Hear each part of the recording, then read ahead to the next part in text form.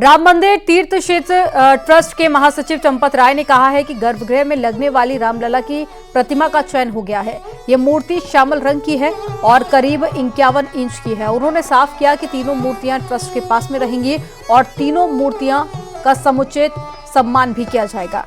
हर एक फ्लोर पर एक एक मूर्ति रखने का फैसला भी लिया गया। इसके अलावा श्यामल रंग की मूर्ति को गर्भगृह के अंदर स्थापित किया जाएगा। इसके पीछे ट्रस्ट की तरफ से यह भी तर्क दिया गया कि शास्त्रों में यह वर्णन मिलता है कि प्रभु श्री राम का जो रंग था वो श्यामल था।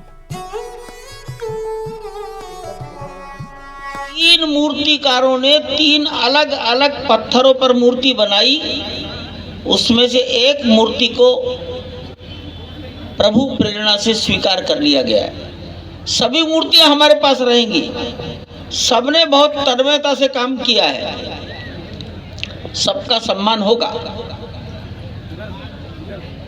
ये मूर्ति लगभग अगर पैर की उंगली से विचार करें तो आंख की भौं, ललाट ये 51 इंच ऊंची है। राम मंदिर तीर्थ क्षेत्र ट्रस्ट में आम लोगों को 26 जनवरी के बाद में अयोध्या आने को कहा है। ट्रस्ट के महासचिव चंपत राय ने कहा है कि 26 जनवरी के बाद में लोग रात 12 बजे तक रामलला के दर्शन कर सकेंगे।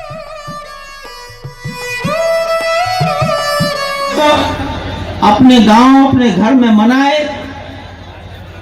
इसके बाद दर्शन करने जाए। 22 तारीख को आप लोग तो इसी क्षेत्र के हो, आधे घंटे में पहुंच जाओगे। 26 जनवरी के बाद आना, प्रतिदिन आना। हम भी कोशिश करेंगे कि आप जब तक दर्शन नहीं कर लेंगे मंदिर बंद नहीं कराएंगे। हमारी भी कोशिश होगी अगर 12 बजे तक भी दर्शन करने से पूरा होगा तो किसी को खाली हाथ वापस नहीं जाने देंगे। इतनी बात जरूर है, कुछ लोग नाराज हो जाएंगे कि छोटे से बालक को 12 बजे तक जगा रखा है। धन्यवाद। और महर्षि वाल्मीकि एयरपोर्ट से आज रवाना होगी इंडिगो की पहली फ्लाइट। 1:45 पर दिल्ली के लिए इंडिगो की फ्लाइट रवाना होगी। 30 दिसंबर को प्रधानमंत्री नरेंद्र मोदी ने महर्षि वाल्मीकि एयरपोर्ट का उद्घाटन किया था और 30 दिसंबर को आई और गई थी इनॉग्रल फ्लाइट। और साथ ही 30 दिसंबर के बाद में आज अयोध्या एयरपोर्ट से दिल्ली रवाना होगी इंडिगो की फ्लाइट।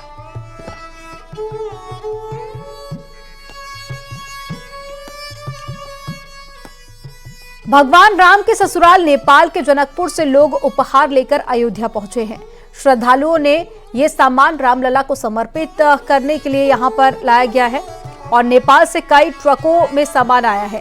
इसमें मिठाइयां, आभूषण, वस्त्र के साथ साथ फल और पूजा के सामान भी हैं। तो राम मंदिर ट्रस्ट के महासचिव चंपत राय ने ये सामान ग्रहण किया।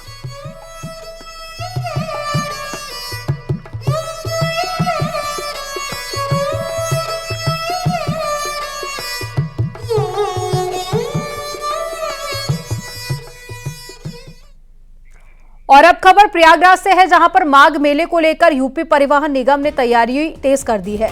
माघ मेले के लिए 250 बसों का बेड़ा लगाएगा परिवहन निगम।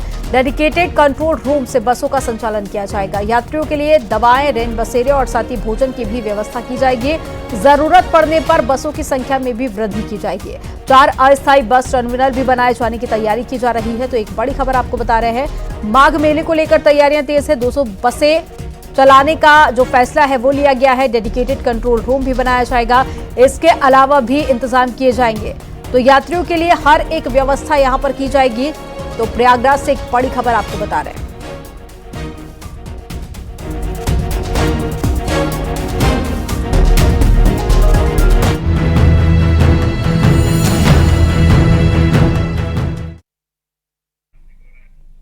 और अब खबर झांसी से है, जहां पर ट्रैक्टर ट्रॉली पलटने से 3 किसानों की मौत हो गई है। घने कोहरे के चलते मऊरानीपुर कोतवाली क्षेत्र में टीकमगढ़ रोड पर यह हादसा हुआ। बताया जा रहा है कि मध्य प्रदेश के रहने वाले 3 किसान यहां पर मऊरानीपुर में मूंगफली बेचने आए थे और घर वापस लौटते समय ट्रैक्टर ट्रॉली पलटने से तीनों की मौत हो गई। तीनों एक ही परिवार के बताए जा रहे हैं।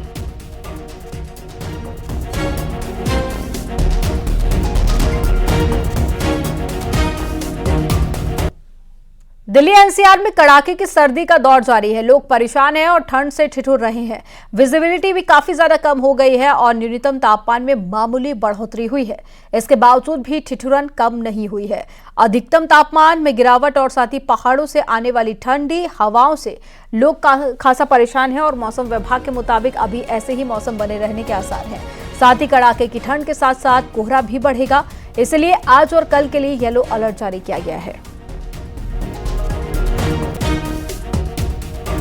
देश की राजधानी दिल्ली में ठंड, कोहरे और प्रदूषण का डेडली कॉकटेल का सितम जारी है।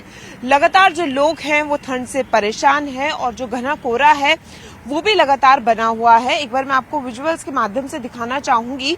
हालांकि पहले से थोड़ी कमी आई है और जो विजिबिलिटी है वो भी थोड़ी ठीक हुई है, लेकिन अभी मौसम विभाग का कहना है कि कुछ दिन तक इसी तरीके से विजिबिलिटी बनी रहेगी। जो घना कोहरा है वो छाया रहेगा और अगर हम तापमान की बात करें तो ठंड और ज्यादा बढ़ेगी। दिल्ली में आज और कल जो है वो येलो अलर्ट जारी किया गया है। पूरे उत्तर भारत में जो है इस वक्त कड़ाके की ठंड पड़ रही है, लेकिन अगर हम दिल्ली की बात करें तो दिल्ली में साफ तौर पर जो है वो येलो अलर्ट जारी किया गया है और ये संभावना जताई गई है कि 2-3 दिन में जो है हल्की बूंदाबांदी होगी और उसके बाद तेज बारिश होगी, जिसके चलते जो तापमान है वो और ज्यादा जो है वो बढ़ जाएगा, ठंड बढ़ जाएगी और लोगों को दिक्कतें होंगी। वहीं अगर हम इन तीनों डेडली कॉम्बिनेशंस की बात करें तो इससे लोगों को बहुत ज्यादा दिक्कतें हो रही हैं। नोएडा में ठंड, कोहरा और शीतलहर का प्रकोप जारी है। आज नोएडा का न्यूनतम तापमान 8 डिग्री और अधिकतम तापमान 16 डिग्री है। मौसम विशेषज्ञों के मुताबिक 9 जनवरी के आसपास बारिश होने के आसार है। इसके चलते आने वाले दिनों में ठंड बढ़ेगी और साथ ही कोहरा और प्रदूषण भी देखने को मिलेगा। आज नोएडा में AQI 300 दर्ज किया गया है।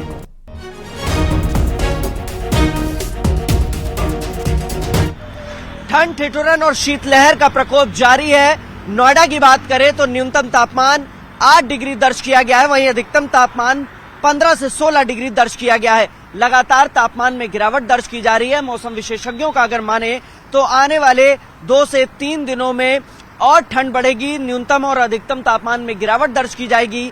वहीं 9 जनवरी के आसपास बारिश होने की भी संभावना जताई गई है, लिहाजा ऐसा माना जा रहा है कि आने वाले दिन जो है वो सर्द होंगे। इसके अलावा प्रदूषण भी लगातार बढ़ रहा है और आपको तस्वीरें भी दिखाना चाहेंगे। इस समय हम यहाँ मौजूद हैं। कोहरे और जो प्रदूषण है उसका कॉकटेल देखने को मिल रहा है। सड़कों पर आप देखेंगे कि किस तरीके से वाहन जो चल रहे हैं वो धीमी गति से चल रहे हैं और इसके अलावा हेडलैम्प्स अपनी गाड़ियों के जलाकर चल रहे हैं। आप सामने भी देखेंगे कि एक बिल्डिंग है जो पूरी तरीके से गायब है और कई मंजिला इमारत है, करीब 80 मंजिला इमारत एक बिल्डिंग सामने है, लेकिन वो पूरी तरीके से धुंधली है इस स्मॉग और फॉग के चलते। लगातार प्रदूषण का स्तर बढ़ रहा है। नोएडा का एयर क्वालिटी इंडेक्स 300 के करीब दर्ज किया गया है। ग्रेटर नोएडा का एयर क्वालिटी भी 300 के करीब दर्ज किया गया है और दिल्ली का 300 से ज्यादा, यानी रेड जोन में अभी भी स्थिति बनी हुई है। लिहाजा जो विजिबिलिटी है वो बहुत कम हो जाती है क्योंकि कोहरे और प्रदूषण के चलते विजिबिलिटी कम हो जाती है। लगातार जिला प्रशासन द्वारा यही अपील भी की जाती है कि जब आपको सड़कों पर स्मॉग या फॉग दिखे तो हेडलैम्प्स और लाइट्स जलाकर चले लगातार, और जो इंडिकेटर्स है वो भी जलाकर ही चले। घटनाओं को मिनिमाइज करने के लिए लगातार जागरूकता अभियान चलाए जा रहे हैं। वहीं दूसरी तरफ अगर बात करें तो जिला प्रशासन में OPD बढ़ी है उन मरीजों की जिनको हार्ट से संबंधित समस्याएं हैं और इसके अलावा जो फालिस की बीमारी है वैसे मरीजों की संख्या भी अब देखने को मिल रही है। इसलिए लगातार अपील की जा रही है कि सावधानी बरतें और घरों से बेवजह ना निकले। खासतौर पे बुजुर्गों के लिए एडवाइजरी जारी की गई है। कैमरामैन सोनू के साथ हिमांशु शुक्ला, न्यूज़ 18 नोएडा। और अब खबर लखनऊ से है। लोकसभा चुनाव के लिए बीजेपी का रोड मैप तैयार हो गया है। किसानों को जोड़ने के लिए चौपाल करेगी और 50,000 गांवों में किसान चौपाल की जाएगी। युवाओं को जोड़ने के लिए नव मतदाता सम्मेलन भी किया जाएगा। 800 नव मतदाता सम्मेलन होंगे। विवेकानंद के जन्मदिन पर कार्यक्रम किया जाएगा। भारत भाग्य विधाता नाम से जिला स्तरीय कार्यक्रम होंगे। महिलाओं को जोड़ने के लिए नव युवती सम्मेलन होगा और हर विधानसभा क्षेत्र में सम्मेलन किए जाएंगे। दलितों को साधने के लिए दलित बस्तियों में सम्मेलन होगा और साथ ही 10 जनवरी से संपर्क और संवाद अभियान और मुस्लिमों को साधने के लिए शुक्रिया मोदी भाईचार की शुरुआत की जाएगी। तो 12 जनवरी से सम्मेलन की शुरुआत होगी। तो बीजेपी ने हर एक वर्ग को साधने के लिए रोड मैप की तैयारी कर ली है। सम्मेलन का आयोजन किया जाएगा और साथ ही अलग अलग वर्ग को साधने के लिए अलग अलग तरह से इन सम्मेलन की शुरुआत की जाएगी। युवाओं को जोड़ने के लिए, महिलाओं को जोड़ने के लिए और साथ ही मुस्लिमों को जोड़ने के लिए और दलितों को जोड़ने के लिए भी खास कार्यक्रम होंगे। तो बीजेपी लगातार अपनी उपलब्धियां तो गिना ही रही है, साथ ही 2024 को लेकर हर एक वर्ग को साधने की यहां पर कोशिश की जाएगी। 50,000 गांवों में किसान चौपाल की जाएगी। युवाओं को जोड़ने के लिए नव मतदाता सम्मेलन होगा। 800 नव मतदाता सम्मेलन किए जाएंगे, इसके जरिए युवाओं को जोड़ा जाएगा। इसके अलावा महिला दलितों के लिए भी कार्यक्रम होंगे और साथ ही मुस्लिमों को साधने के लिए भी शुक्रिया मोदी भाईजान का कार्यक्रम होगा। और ज्यादा जानकारी के साथ में संकेत मिश्रा जुड़ गए हैं। संकेत, बीजेपी ने हर एक वर्ग को साधने की रणनीति बना ली है। महिलाओं के साथ साथ युवा, दलित और साथ ही मुस्लिमों को साधने के लिए आखिर किस तरह से ये सम्मेलन होंगे, क्या आगे का रोड मैप? बिल्कुल, भारतीय जनता पार्टी ने लोकसभा चुनाव की तैयारियों का पूरा रोड मैप तैयार किया है और उसमें भारतीय जनता पार्टी ने सभी मोर्चों को अपने सक्रिय किया है और उसमें जो खासकर सभी वर्गों को साधने की रणनीति पर भी भारतीय जनता पार्टी काम कर रही है, चाहे वो किसान हो, युवा हो, महिलाएं हो या फिर अल्पसंख्यक हो। भारतीय जनता पार्टी तमाम तरह के अभियान संचालित करने जा रही है। इसमें जो किसानों को साधने के लिए भारतीय जनता पार्टी ने रणनीति सेट की है कि हर गांव में, यानी कि उत्तर प्रदेश के 50,000 गांवों में भारतीय जनता पार्टी का किसान मोर्चा किसान चौपाल लगाएगा और यही नहीं, किसान सम्मेलन भी आयोजित किए जाएंगे। यानी कि 50,000 गांवों तक पहुंचने का लक्ष्य रखा गया है और किसानों को जो भारतीय जनता पार्टी की केंद्र और प्रदेश सरकार की योजनाएं मिल रही हैं उन पर बातचीत होगी और किसानों से फीडबैक लिया जाएगा कि आखिर वो चाहते क्या हैं। इसके अलावा भारतीय जनता पार्टी का युवाओं को अपने पाले में करने के लिए युवा सम्मेलन हर विधानसभा क्षेत्र में करेगी और महिलाओं को साधने के लिए नव युवती सम्मेलन आयोजित किए जाएंगे भारतीय जनता पार्टी की तरफ से। ये उत्तर प्रदेश के सभी विधानसभा क्षेत्रों में होंगे। यही नहीं, राष्ट्रीय स्तर पर ये सम्मेलन प्रस्तावित है, उसमें जो उत्तर भारत के सम्मेलन है वो ज्यादातर उत्तर प्रदेश में होंगे। यही वो वजह है कि भारतीय जनता पार्टी ने अपने सभी मोर्चों को सक्रिय कर दिया है। अल्पसंख्यकों को साधने के लिए भारतीय जनता पार्टी शुक्रिया मोदी भाईजान करके कार्यक्रम आयोजित करेगी और उसमें जो अल्पसंख्यक समाज की महिलाएं हैं वो ज्यादा से ज्यादा संख्या में इन सम्मेलनों में मौजूद रहेंगी। लखनऊ में पहला सम्मेलन 12 जनवरी को आयोजित किया जाएगा। लेकिन संकेत, युवा और महिलाओं की भागीदारी जितना ज्यादा है और पिछले कई इलेक्शंस में ये देखा गया कि युवाओं और महिलाओं की भागीदारी जिस पार्टी की तरफ झुकाव ज्यादा रहा उस पार्टी ने जीत हासिल किया। अब ये देखने वाली बात होगी कि बीजेपी को कितना फायदा इन सम्मेलनों का होता है। जानकारी साझा करने के लिए बहुत शुक्रिया आपका। और अब रुक करते एक बड़ी खबर का, जो कानपुर से मिल रही है। आवारा कुत्तों का आतंक कानपुर में जारी है। बच्चे समेत 6 लोगों को काट लिया है। क्षेत्रवासियों ने कुत्ते को घेरकर पीटा। मौत 2 माह पहले कुत्ते के काटने से हुई थी। नवजात की जान। सत्यम विहार में आवारा कुत्तों के आतंक से लोग परेशान हैं।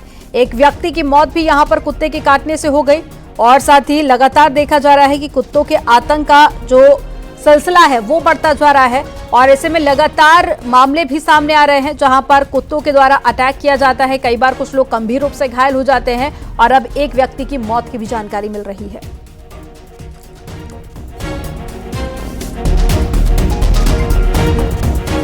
यहां पर वक्त हो गया एक छोटे से ब्रेक का। आप देखते रहिए न्यूज़ 18।